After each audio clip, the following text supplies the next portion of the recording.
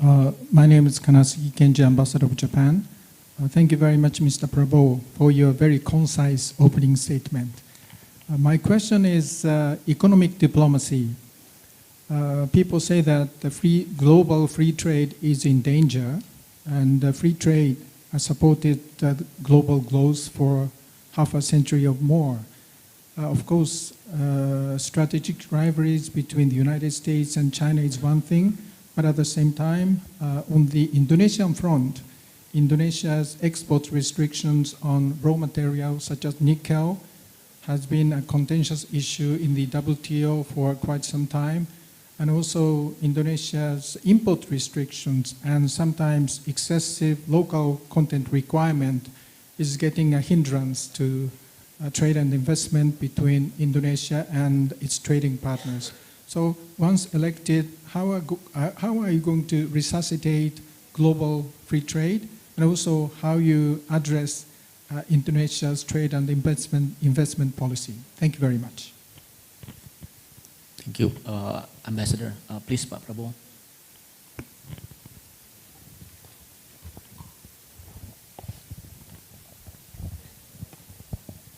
Thank you, Your Excellency.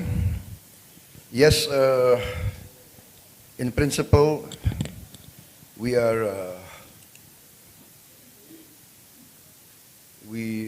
need to maintain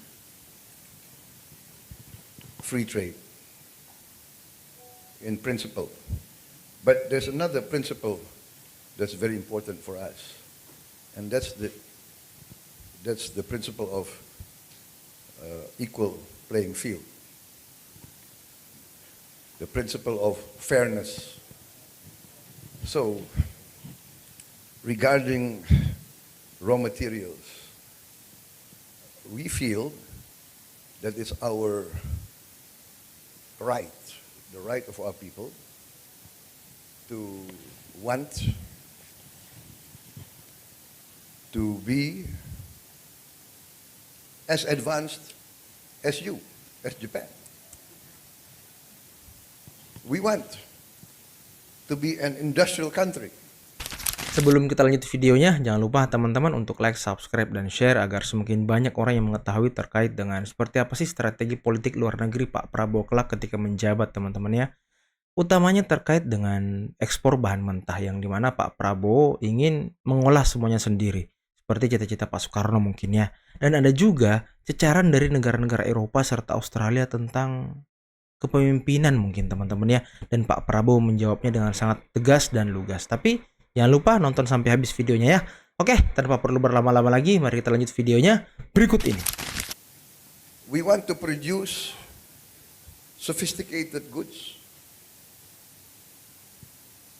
We are open for trade, but we feel that, we want our people also not to have always minimum wage.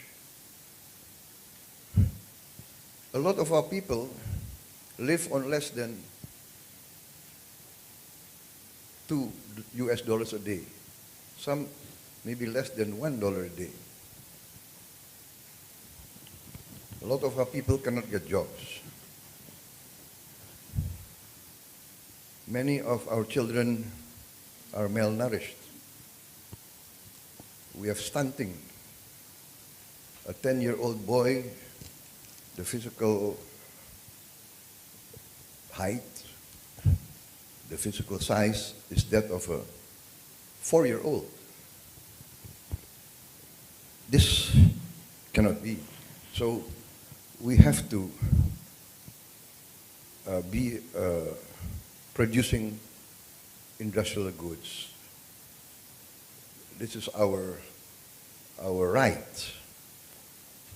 And so we are forced to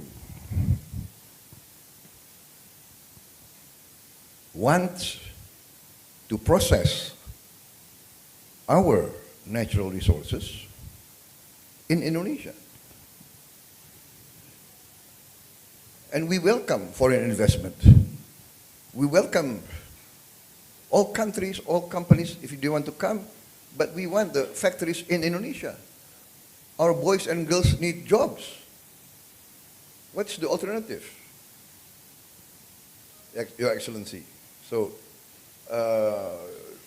yes, free trade, but we need a fair playing field. We need equal opportunity, and we need jobs, and we don't want to always be the majority of people or the bulk of our people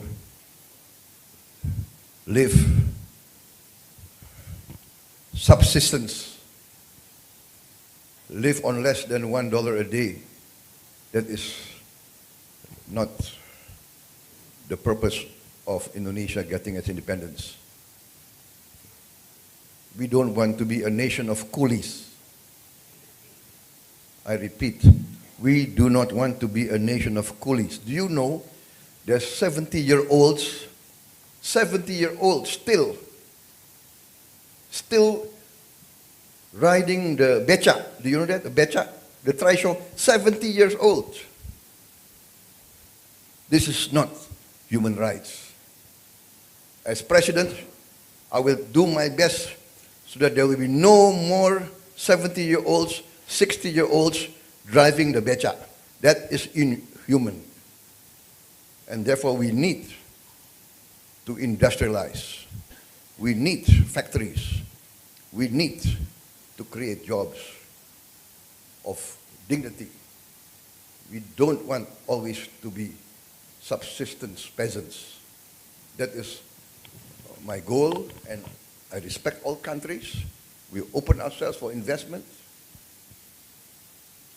But yeah, that is now the new requirement of the Indonesian people. Thank you. Thank you, Pak. Now I think we're going to collect 2 questions at all times, so then we can have more questions. Now we go to the middle first, and then I'll come back to the right-hand side. Ambassador Penny from Australia, and Excellency. Good afternoon, Pak Prabowo, and thank you for your, it's not a speech, but thank you for setting out your clear approach to Indonesia's foreign policy. I want to ask about Indonesia's leadership in the region. And where are the areas, the issues in our region where you consider that Indonesia should be exercised, the issues of foreign policy, where you think Indonesia should be exercising its leadership or exercising its agency? So you talked about free and active. What's the active part? Thank you, Ambassador Penny. Excellency.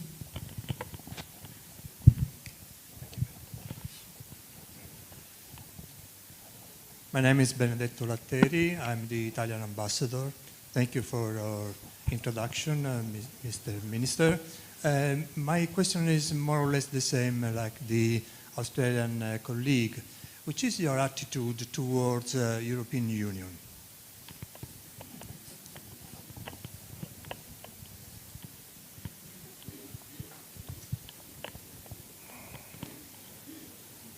Thank you, Ambassador Penny.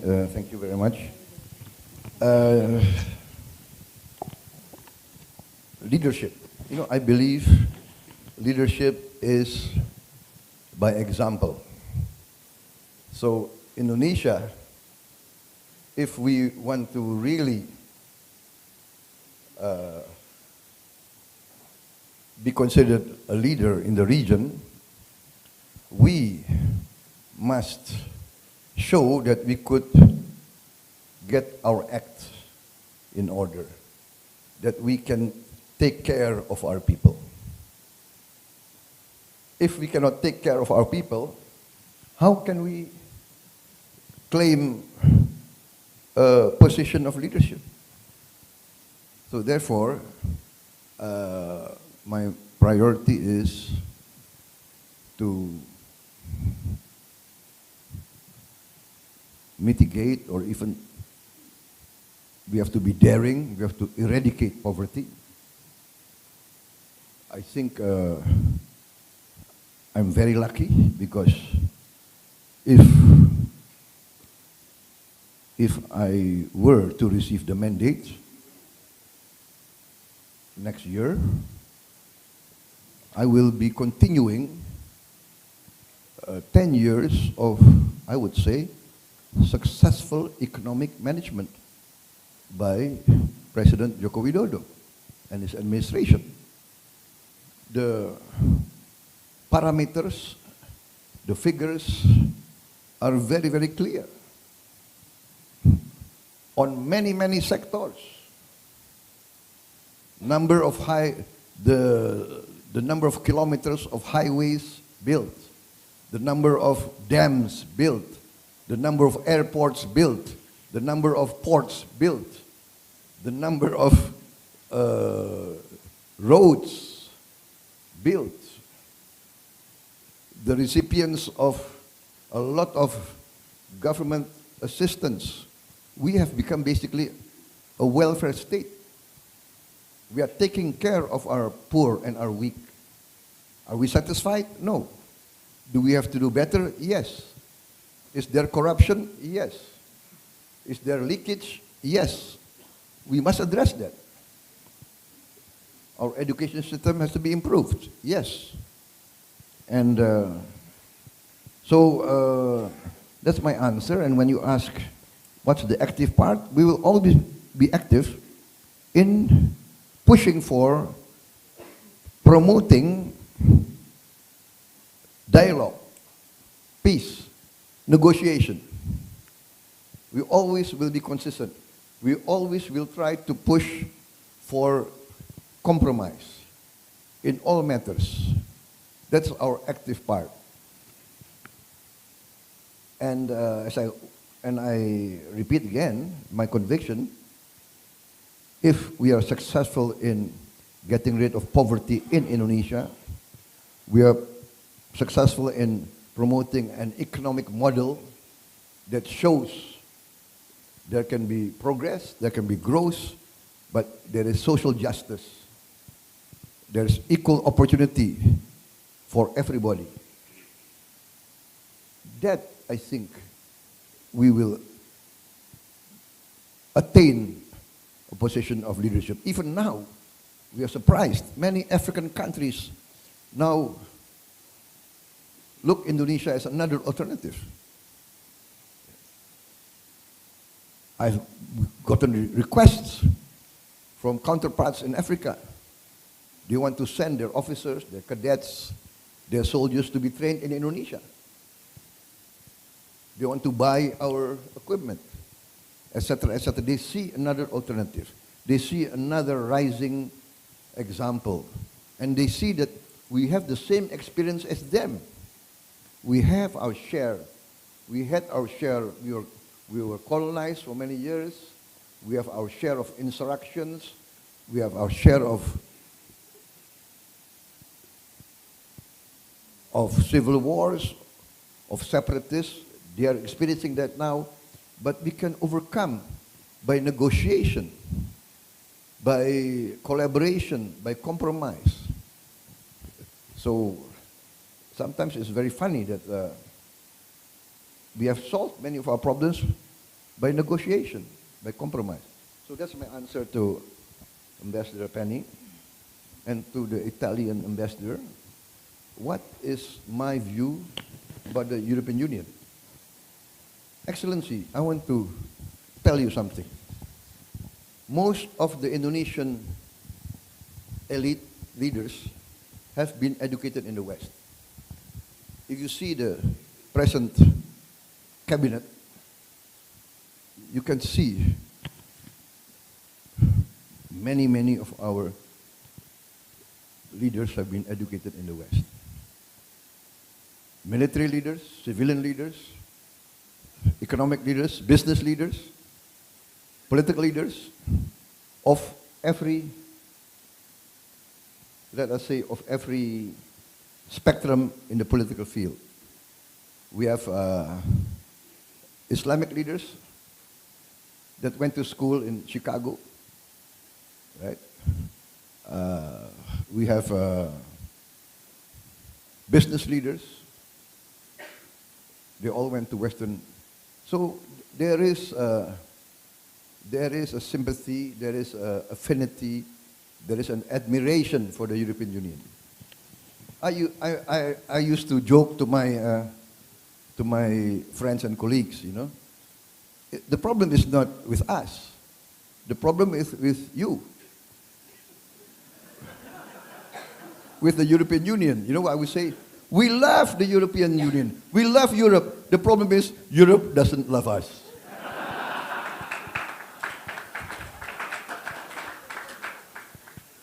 You know? Europe doesn't even know Indonesia. They only know Bali. You know? So that's it.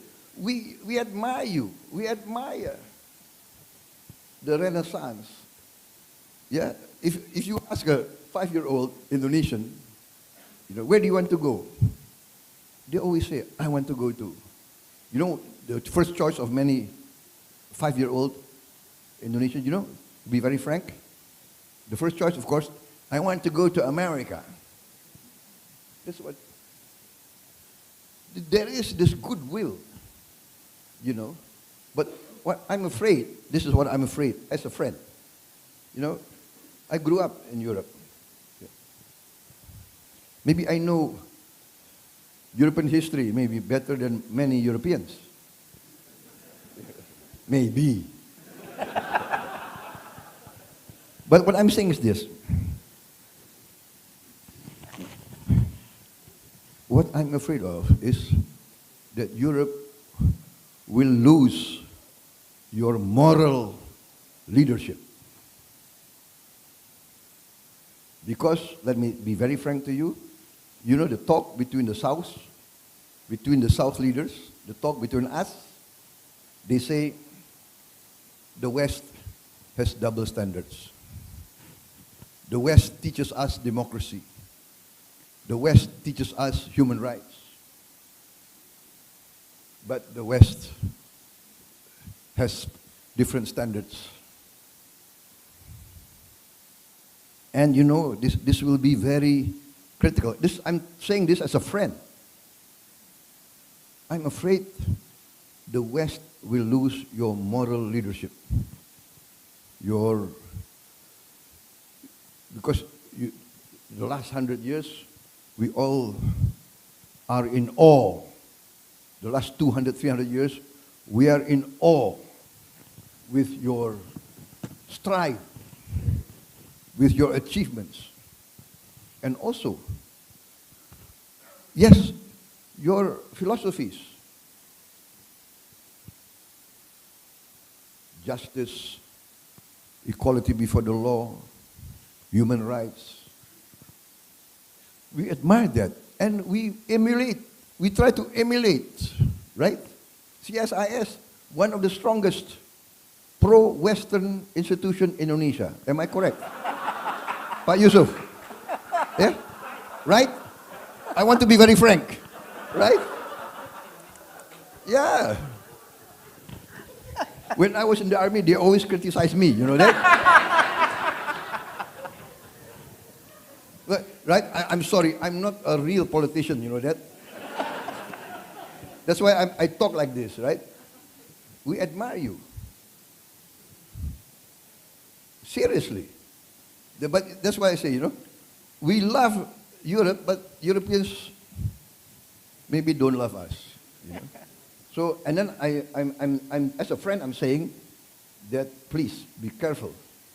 You will be still strong, you will be still wealthy, but as Hassan Wirayudha said, there's a shift in the world. There's a shift in the world. Wow, itulah tadi teman-teman ya, seperti apa jawaban dari Pak Prabowo Subianto yang sangat tegas dan lugas, utamanya kepada Uni Eropa teman-teman ya. Pak Prabowo mengatakan bahwa Eropa memiliki standar yang ganda. Dan Indonesia mencintai Eropa, tapi Eropa belum tentu mencintai Indonesia. Dan sepertinya, kata Pak Prabowo ya, warga-warga Eropa ini cuma tahu Bali doang, tapi nggak tahu Indonesia teman-teman. Dan ini yang disuarakan atau dikritik oleh Pak Prabowo. Dan sepertinya hanya Pak Prabowo nih yang berani melontarkan kata-kata seperti itu di depan delegasi-delegasi asing, melontarkan apa ya? Mungkin suara-suara tegas dan keras kepada Eropa, kepada Amerika di depan orang-orangnya langsung teman-teman bawa. Dan ya inilah pemimpin yang kita dambakan di situasi kondisi global yang tidak tentu, sedikit-sedikit perang ya. Kita butuh pemimpin yang tegas dan lugas seperti Pak Prabowo Subianto, apalagi background beliau adalah seorang militer ya.